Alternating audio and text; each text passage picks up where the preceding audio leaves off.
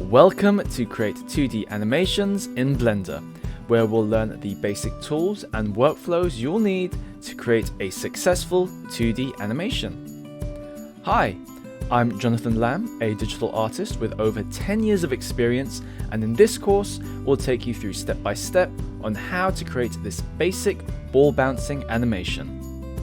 Topics we cover will include how to use the grease pencil, how to use keyframes in Blender, what 2D animation tools are available in Blender, and how to apply color to your project.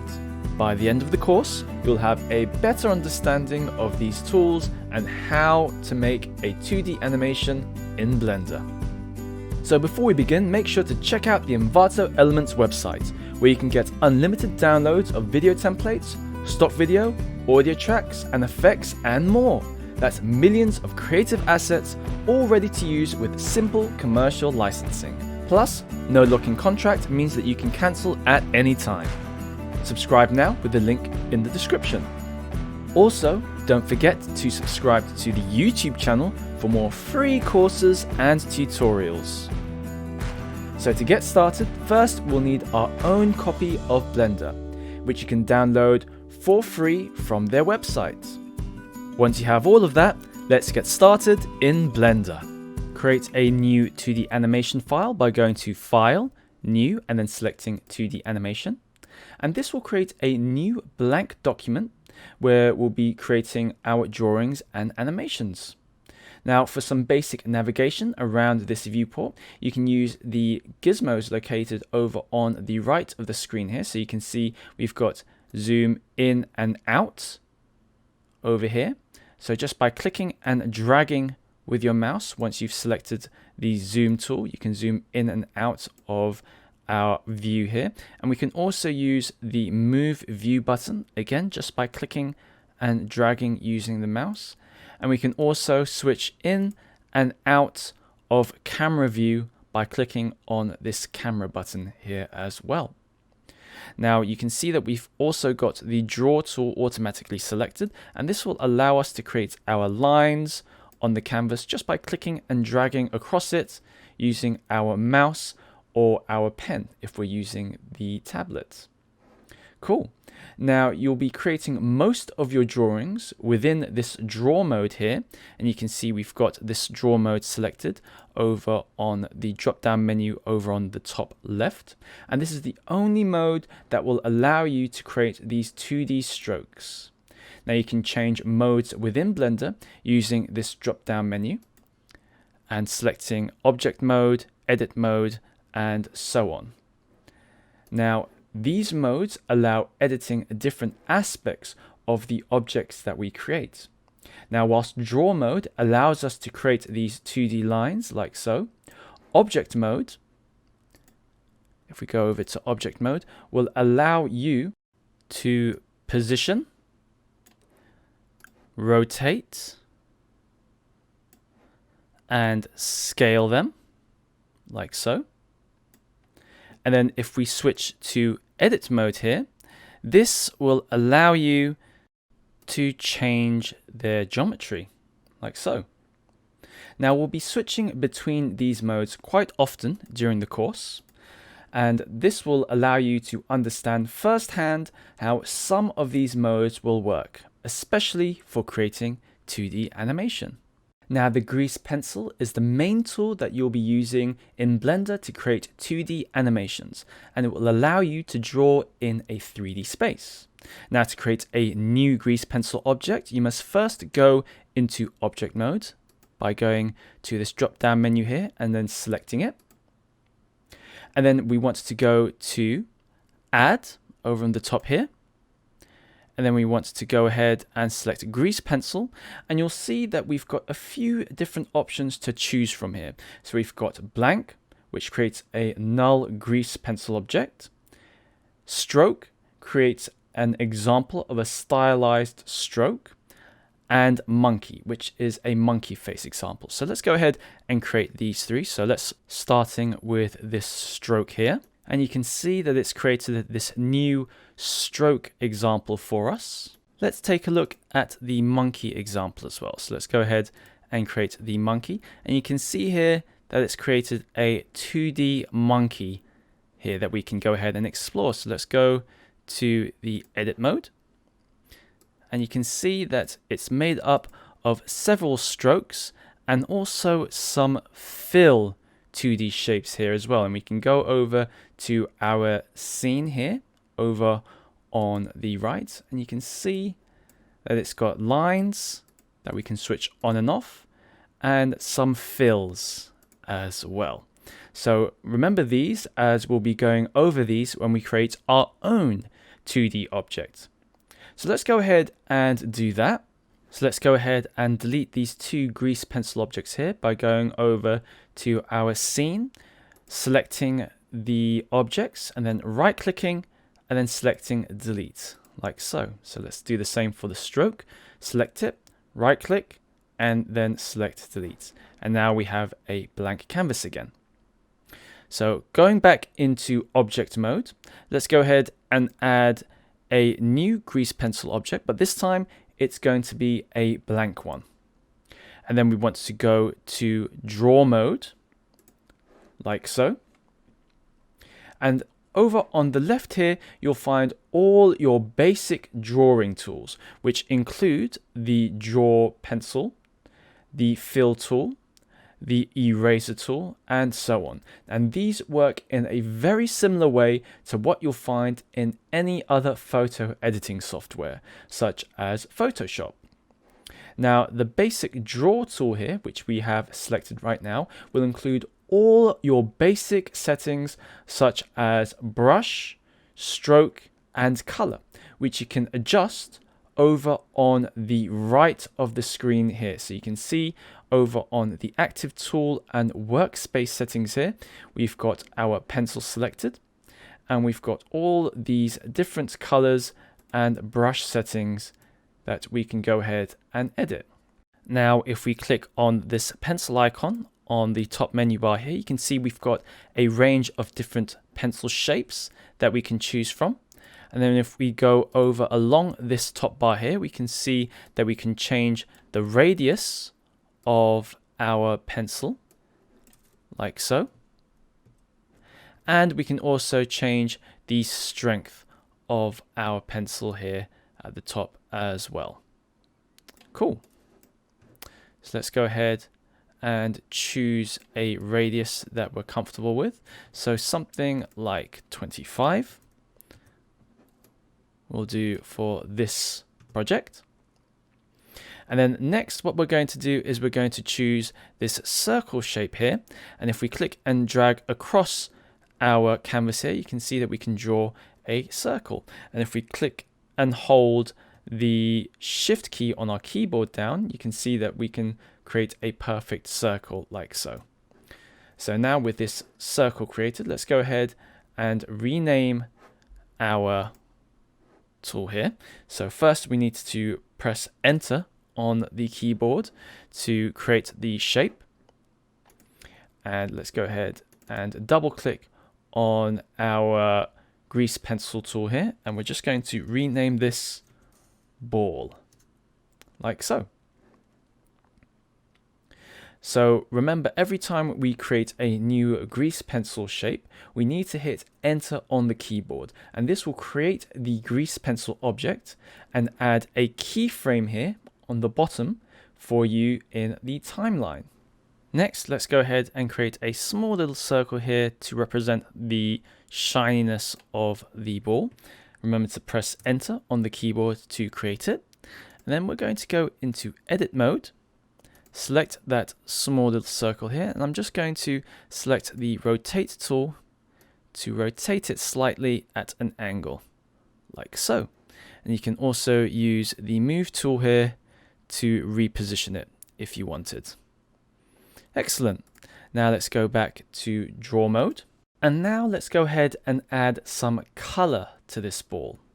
So to do this, first we need to create some materials. So over on the right here, let's go ahead and select material properties. And then we want to create a new material by clicking on the new button here. And you can see this automatically creates a new base color material, which has been added to our ball and has been added to the lines here. So you can see these lines are a little bit darker than what they were before. And this is because this material is set as a stroke and the base color is set to black. So now that we've got a color for our base strokes, which we can go ahead and rename. So let's rename this strokes. Let's go ahead and create another material by going over to the add material slot here and then creating a new material like so. And let's go ahead and name this one ball base color. And we want to make sure that this is set to a fill, deselect stroke, and let's go ahead and choose a base color for our ball. So let's create a warm red color here, like so. And before we color in the ball, we want to create a new layer for our ball here. So first, let's rename the primitives here to lines or strokes so that we remain consistent with our materials here. And then next, we want to go over to the draw button here, select that, select active layer, and we want to select a new layer here, which will now create a new layer underneath our grease pencil. So let's rename this ball base color. And by going over to our tools over on the left, let's select the fill option here, and then simply click inside the ball to fill it in. Excellent. Now you'll see because our ball base color layer is above the strokes, it has covered our strokes and the little small circular highlight here. So what we want to do is we want to move our strokes layer above the ball base color layer. Now to do this, let's go over to the Object Data Properties tab here. And here you can see our layers in order. So let's go ahead and select the strokes layer here, and then click on this up arrow here to move it above our ball base color. And you can see straight away that our strokes are now above the base color. Let's go ahead and color the highlight in as well. So going back to draw mode, let's go and select the fill tool and go to draw, active layer, and create a new layer here. And remember, let's go ahead and change this to ball highlight. And then from there, let's change the color. So go over to the material properties. And again, let's create a new material. And let's call this ball highlight.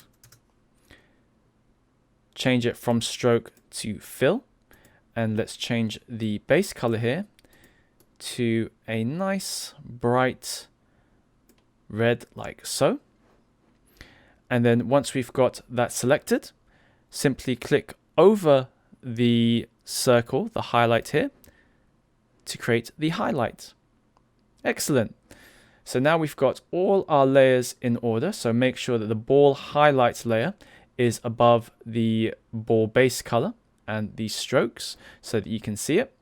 In fact, let's go back to the object data properties and let's move the strokes above the ball highlight, just so that the highlight color is below the strokes, like so.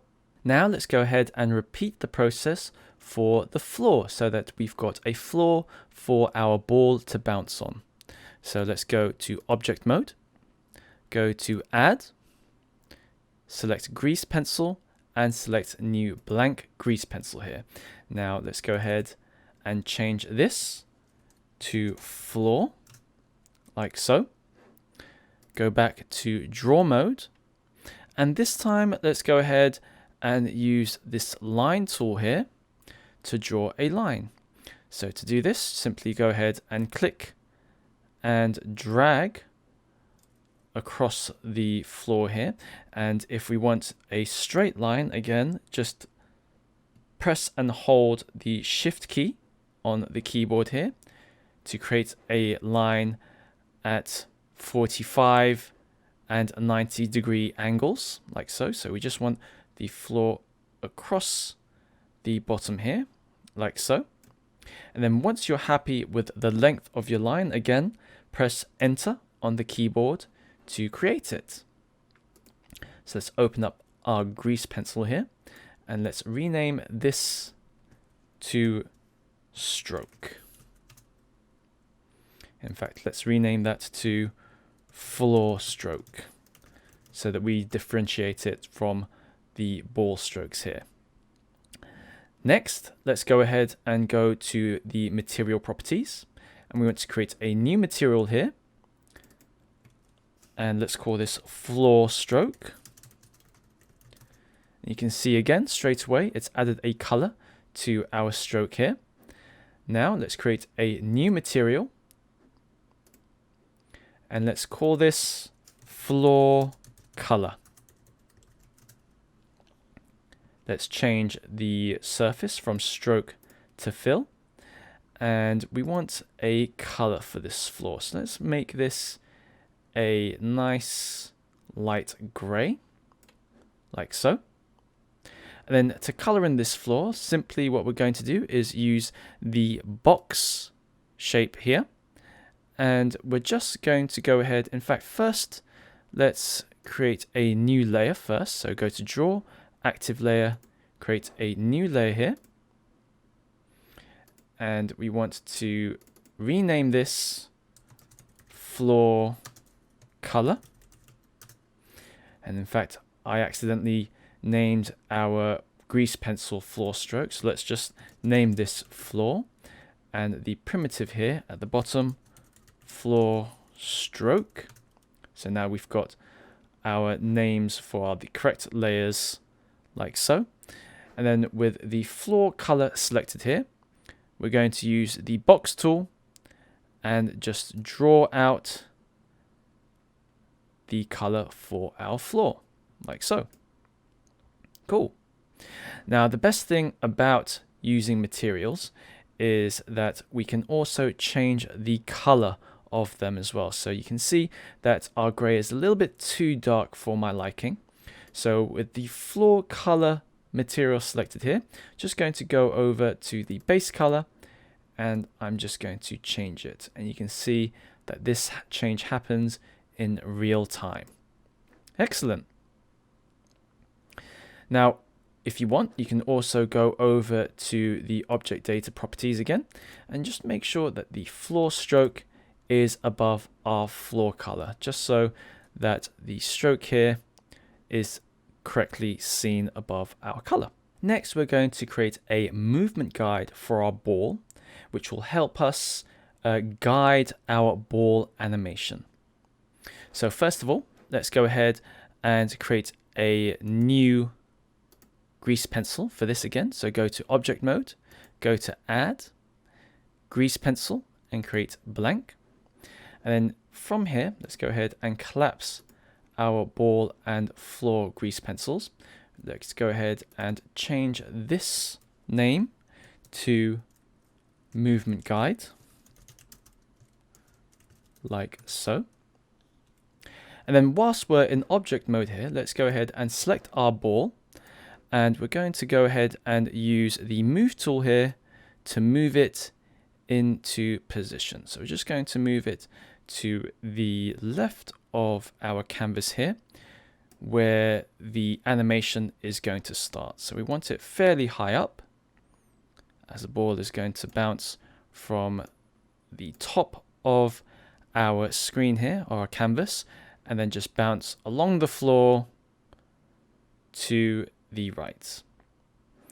So let's create the movement guide for that. So select our movement guide here, go to draw mode, select our pencil here, and we're just going to click and drag across the canvas here, like so, and create a path for our ball to bounce from. Now, it doesn't have to be super accurate, as this is just going to be used as a guide, and we're going to hide it when we start rendering our animation anyway. Now, once we've done that, it's time to start animating the ball. Now, to start the animation, let's go to edit mode. So let's switch from object mode to edit mode, like so.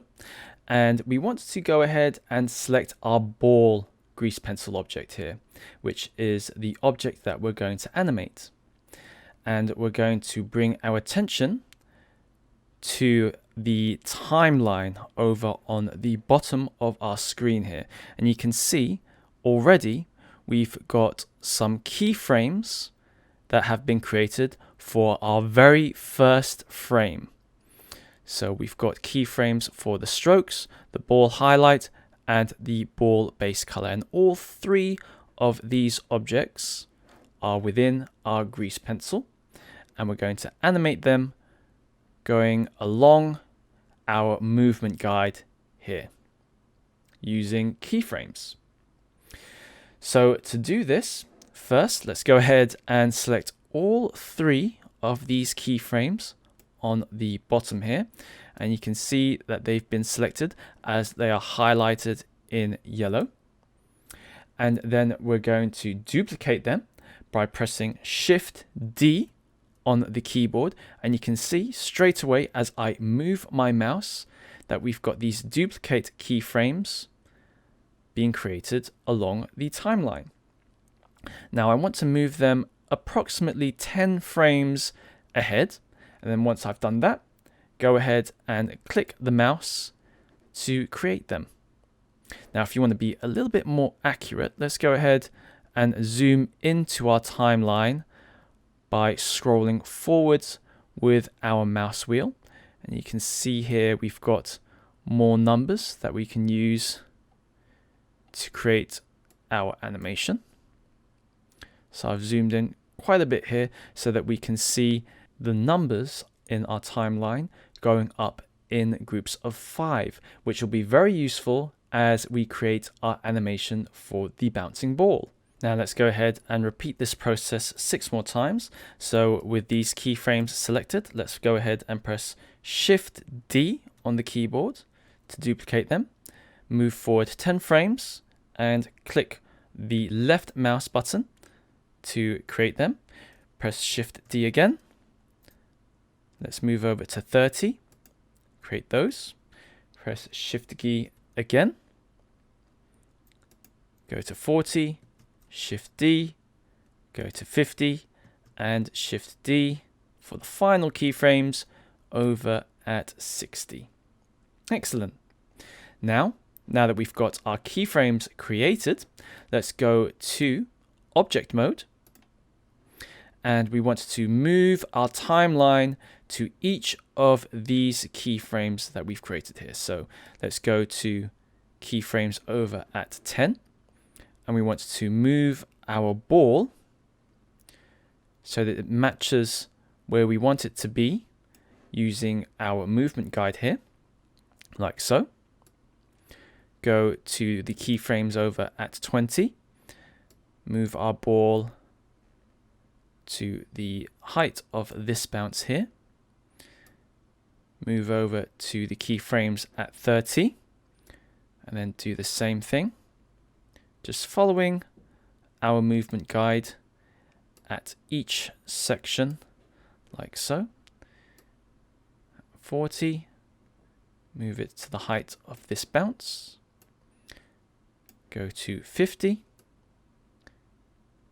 Move it to the bottom of the bounce next to the floor. And then the final keyframe at 60.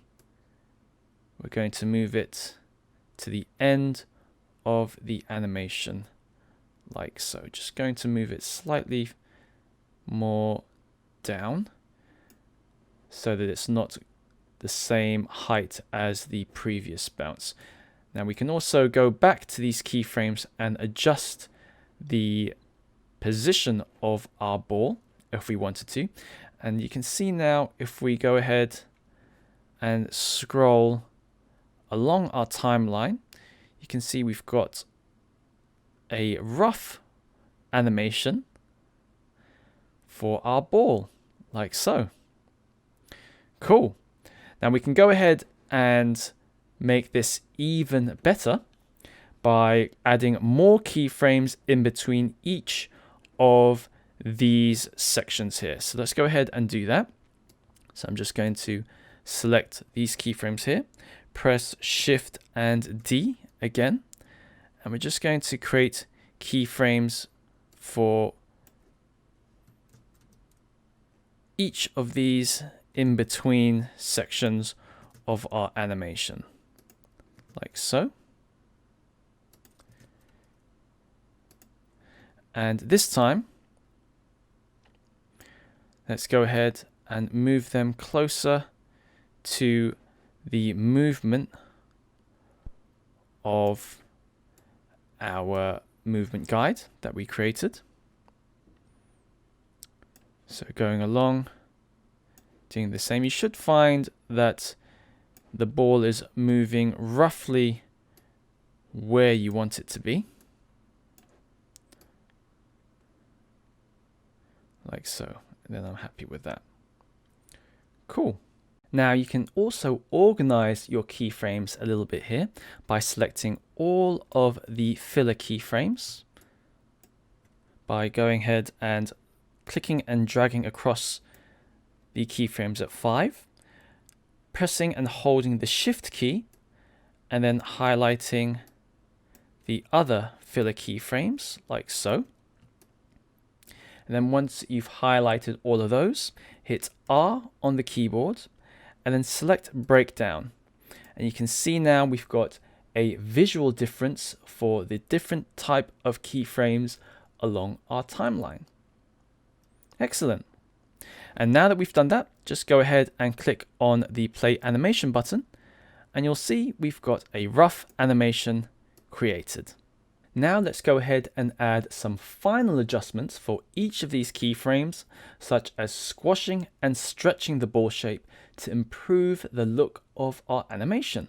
Now by adding squash and stretch to our animation, it will give a little bit more life and flexibility to our ball here. So let's go ahead and do that by going to edit mode, or making sure that we're in edit mode. And then let's go ahead and go to each of our keyframes here in between. And we're going to use the scale tool here to just stretch out our ball like so. And then using the rotate tool to make sure that it is along our movement guide. So you'll see here, we can go ahead and adjust it with the move tool here if we need to. Going over to the next keyframe here, and in this keyframe here we're going to squash it down like so, and using the move tool here just to make it sure that it's on our floor line. And then going over to the next keyframe here, we're going to stretch it out again like so. Go to the rotate tool to rotate it, and then if we need to, use the movement tool here to bring it back to our guideline like so. And then moving over to the next keyframe that we need to. So on the 20th keyframe, we can leave the ball as it is. On the next keyframe here, we want to stretch it out. So stretch it out here like so. Going to the rotate tool to rotate it, and then using the movement tool here to bring it back over to our movement line. Then over to the 30th keyframe, we want to do the same thing. We want to scale it down to squash it like so, and then use the movement tool here to just bring it back in line with the floor. Then it's going to bounce back off the floor again, and we want to stretch it out. So use the scale tool to stretch it out like so, the rotate tool to rotate it, and then the movement tool here to bring it back on our guideline.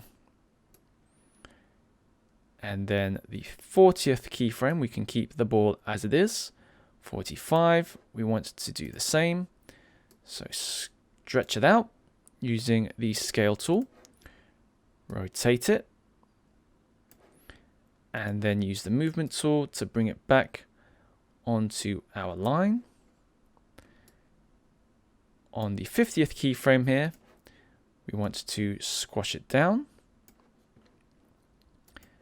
Use the movement tool here to bring it back on the floor line. And then I think this is going to be our final stretch. So over on the 55th keyframes here, we're going to use the scale tool to scale it just a little bit because this is the final bounce. So we don't want it to stretch too much. And then use the rotate tool to rotate it. And the movement tool to bring it back on our movement line. Let's just go ahead and rotate it a little bit more, like so. Just add a few adjustments here. And then you can see it goes back to the ball. So you can go ahead and scroll backwards and forwards on our timeline here, just to see a little preview of how our animation is looking. And then if we click on the play preview button here, you can see how our animation looks. Awesome. Now, the next thing we want to do is we want to end our animation. So over in the timeline here, we want to make sure that the end keyframe is on 60. So let's go ahead and change that to 60. And if we play preview here, you can see we'll have a looping, bouncing ball animation, like so. Cool. From here, we can start adjusting our animation, such as increasing or decreasing the space in between each of these keyframes by pressing S on the keyboard and then stretching it out, or bringing it closer if we want a faster animation, like so. And once you're happy with that, press the left mouse button here and then click the play animation to preview it, like so. And you can also change the timing of individual keyframes just by selecting them and moving them along the timeline. Also, what we can do is we can change the material or the color of our ball simply by selecting it, going to the material properties, selecting the ball base color or the ball highlight, and then again, just changing the color like that. So we can change it into a blue ball and then change the highlight like so. Cool. And then once you're happy with the look of your animation, simply go ahead and hide the movement guide and then press the play preview button to see what it looks like. So there you have it, how to create 2D animations in Blender. Now that you're familiar with the techniques, why not try different colors or apply what you've learned to your own projects? If you liked this video and would like to see more, go ahead and hit the like button and subscribe if you haven't already. And don't forget to hit the bell icon to be notified of any new and inspiring videos. Remember to check out the Envato Tuts Plus channel to learn Premiere Pro, After Effects, and much more. Have fun, and I'll see you next time on Tuts Plus.